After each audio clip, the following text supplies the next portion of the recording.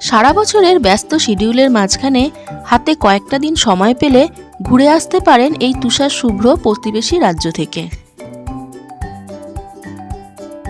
চারিদিকে সাদা বরফে মোড়া পাহাড়ের মাঝখানে কয়েকটা দিন খুব ভালোভাবেই আপনারা কাটাতে পারেন।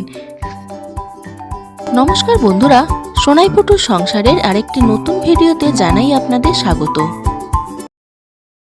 আজকের এই ভিডিওতে আপনাদের সঙ্গে পরিচয় করাবো এমন একটি রাজ্যের সঙ্গে যেখানে গেলে আপনাদের মন ভালো হতে বাধ্য হবেই এবং সেই সঙ্গে থাকবে উপরি পাওনা হিসাবে তুষার শুভ্র বরফ।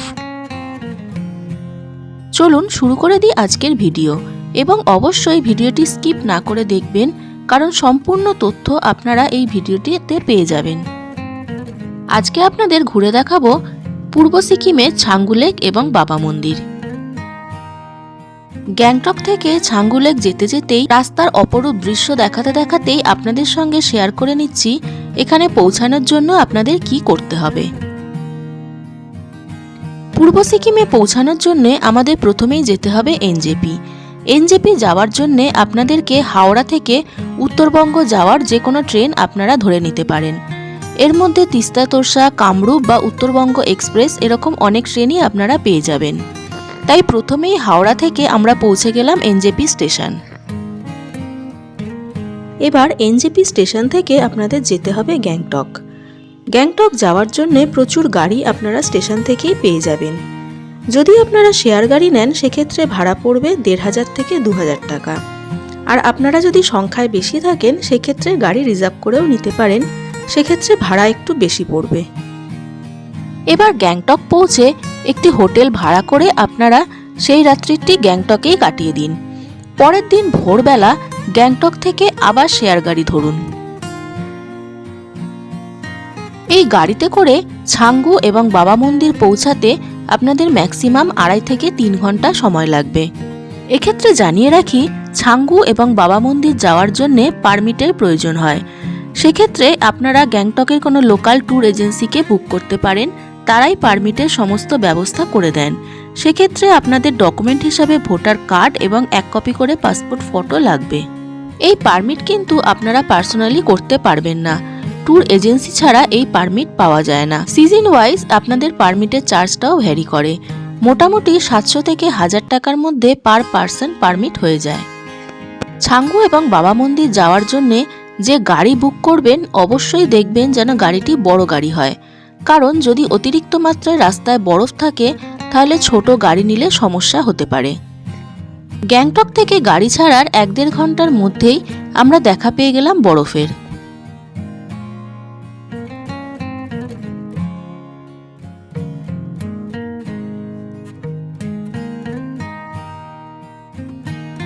যত ওপরে উঠছিলাম আস্তে আস্তে বরফের পরিমাণও বাড়ছিল, আর সেই সঙ্গে পাহাড়ে গাছের পরিমাণও কমে যাচ্ছিল।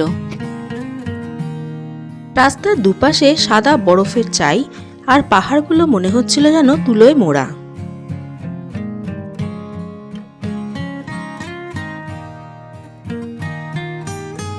আকাশ পরিষ্কার থাকলে চারিদিকের পরিবেশ দেখতে দেখতে কখন ২.৫-৩ ঘন্টা কেটে যাবে আপনারা নিজেরাও বুঝতে পারবেন না।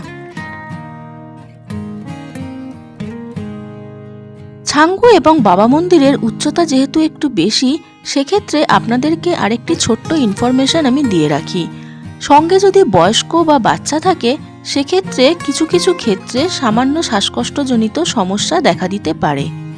তাই সঙ্গে কিছু ড্রাই ফ্রুট, চকলেট এবং অবশ্যই অতিরিক্ত পরিমাণে জল আর সেই সঙ্গে কর্পূর রাখার চেষ্টা করবেন। আমরা প্রথমেই গিয়েছিলাম বাবা মন্দির। গ্যাংটক থেকে বাবা মন্দির পৌঁছাতে আমাদের সময় লেগেছিল ২.৫ ঘন্টা। এবার বাবা মন্দির সম্পর্কে লোকমুখে যে কাহিনী প্রচারিত রয়েছে সেটি আপনাদের জানিয়ে রাখি। অজিত সিং বা হরভজন সিং ছিলেন ভারতীয় সেনাবাহিনীর এক বীর সৈনিক। জানা যায় ১৯৬৮ সালে এই নাথুলা পাসেই কোনো এক প্রাকৃতিক দুর্যোগের দিনে তিনি নিজের সেনাবাহিনীর কয়েকজন সৈনিককে বাঁচাতে গিয়ে হিমবাহের গভীর খাদে পড়ে যান। তার দেহ হিমবাহের স্রোতে তলিয়ে যায় এবং সেখানেই তিনি মৃত্যুবরণ করেন।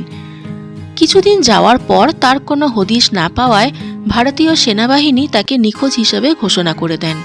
যেদিন নিখোঁজ ঘোষণা করা হয় সেই দিন রাতেই সেনাবাহিনীর এক সৈনিককে তিনি স্বপ্ন দেন এবং মৃত্যুবরণের দিন তার সঙ্গে যা যা ঘটেছিল সবই তিনি স্বপ্নাদেশে দেখান। স্বপ্নাদেশ অনুযায়ী তার দেহ কিছুদিন পর খুঁজে পাওয়া যায়। এরপর থেকেই ঘটতে থাকে কিছু অলৌকিক কাণ্ড। রাতে তার পরিহিত পোশাক এবং জুতোর অবস্থান পরিবর্তন দেখা যায় এবং রাতে কর্তব্যরত থাকলে তার জুতোয় যেরকম কাদার দাগ সেই রকম কাদার দাগও দেখতে পাওয়া যায়।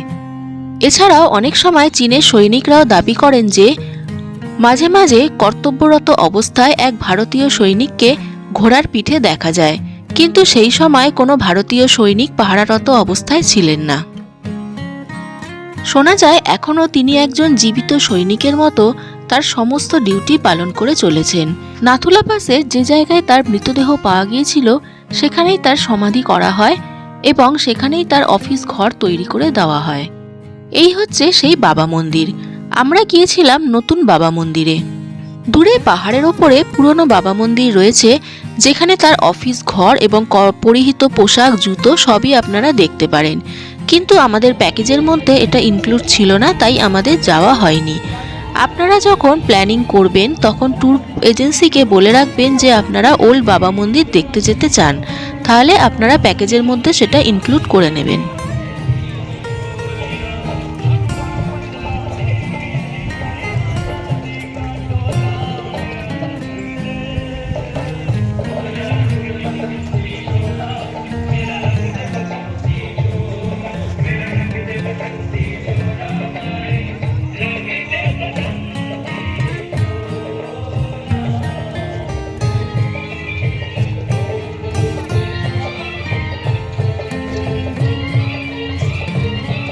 বাবা মন্দিরে কিছুক্ষণ সময় কাটিয়ে এবার আমরা বেরিয়ে পড়লাম ছাঙ্গু লেকের উদ্দেশ্যে।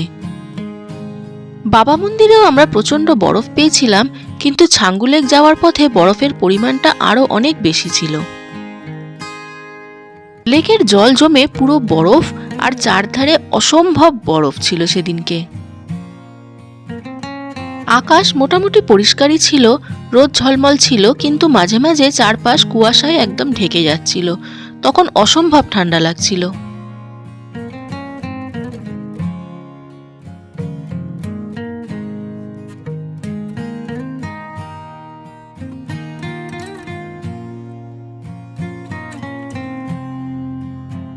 ছাঙ্গু লেকে ঢোকার কিছুক্ষণ পর থেকেই শুরু হয়ে গিয়েছিল স্নোফল। জীবনে প্রথম বরফ দেখা, আর সেই সঙ্গে উপরি পাওনা ছিল এই স্নোফল। অসম্ভব ঠান্ডা লাগছিল, কিন্তু তা সত্ত্বেও বেশ মজা পেয়েছিলাম।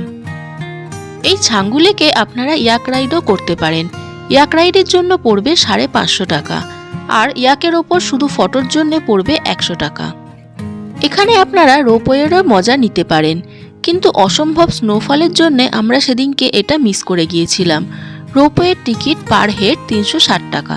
স্নোফলের পরিমাণ এতই বেড়ে গিয়েছিল যে আমরা ছাঙ্গু লেকে বেশিক্ষণ থাকতে পারিনি, কারণ অতিরিক্ত বরফের জন্য যদি রাস্তা বন্ধ হয়ে যায় সেক্ষেত্রে গ্যাংটক ফিরতে আমাদের সমস্যা হতে পারে। সেই ভয়ে আমরা তাড়াতাড়ি সেখান থেকে বেরিয়ে পড়েছিলাম। ছাঙ্গু লেক থেকে ফেরার পথে অসম্ভব গাড়ির জ্যামে আমরা আটকে পড়েছিলাম কিছুক্ষণের জন্যে। তবে ছাঙ্গু লেক এবং বাবা মন্দিরের অপরূপ শোভা এই সামান্য কষ্টটাকে আমাদের ভুলিয়ে দিয়েছিল। আপনারা যদি ছাঙ্গু লেক এবং বাবা মন্দির যাওয়ার প্ল্যান করে থাকেন তাহলে ফেব্রুয়ারি টু মার্চের মধ্যে করতে পারেন, কারণ মার্চ পর্যন্ত আপনারা এখানে ভালো রকমের বরফ পেয়ে যাবেন। এই ছাঙ্গু লেক এবং বাবা মন্দিরের যে অপরিসীম সৌন্দর্য আমরা চাক্ষুষ করেছিলাম সেটা আমাদের সারা জীবন মনের মণিকোঠায় রয়ে যাবে। পরবর্তীকালে আবারও এখানে আসার ইচ্ছা নিয়ে আমরা গ্যাংটকের দিকে ফিরতে লাগলাম। আপনারাও যদি একই সঙ্গে বরফ এবং অপরূপ সুন্দর প্রাকৃতিক শোভা দেখতে চান তাহলে অবশ্যই এইখানে আসতে পারেন। এখানে আসার বেস্ট টাইম হচ্ছে ফেব্রুয়ারি টু মার্চ, তবে আমরা জানুয়ারিতে গিয়েছিলাম বলে অসম্ভব বেশি বরফ পেয়েছিলাম। আজকের ভিডিও আমি এখানেই শেষ করলাম। দেখা হচ্ছে পরবর্তী কোনো ভিডিওতে। সকলে ভালো থাকবেন, সুস্থ থাকবেন। আর আজকের ভিডিওটি যদি আপনাদের ভালো লাগে অবশ্যই লাইক, শেয়ার এবং কমেন্ট করতে ভুলবেন না। এবং সেই সঙ্গে চ্যানেলটিকে সাবস্ক্রাইব করে অবশ্যই আমাদের পাশে থাকবেন।